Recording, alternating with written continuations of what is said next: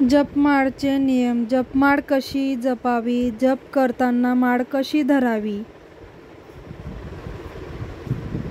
जपमाळ हातात घेतल्यावर प्रथम तिला वंदन करावे.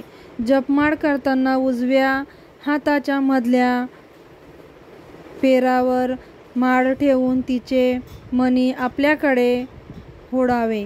माळेचे मणी एकमेकावर आदळणार नाही याची काळजी घ्यावी. माळेचे मणी नेहमी गाठलेले असावेत. जपमाळ करताना मेरुमणी येताच माळ उलटावी. कोणतीही परिस्थितीत मेरुमणी ओलांडून जप करू नये.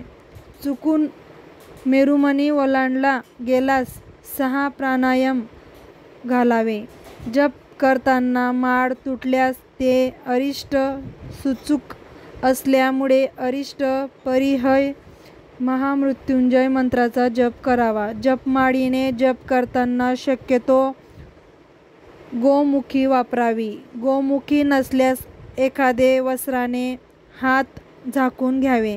एका व्यक्तीने ठराविक एकच जपमाळ वापरावी.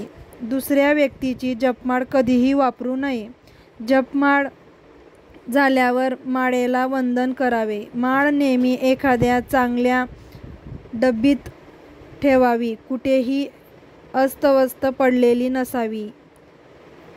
एकाने वापरलेली माळ भेटवस्तू म्हणून दुसऱ्याला देऊ नये. माळचे जप करताना तोंड उत्तर किंवा पूर्वेकडे असावे. माळेचा जप करण्यापूर्वी माळ हातात घेऊन प्रार्थना करावी. जपमाळ करताना नेहमी आसनावर बसावे. या सर्व नियमांमुळे केलेले जप सफल होतो.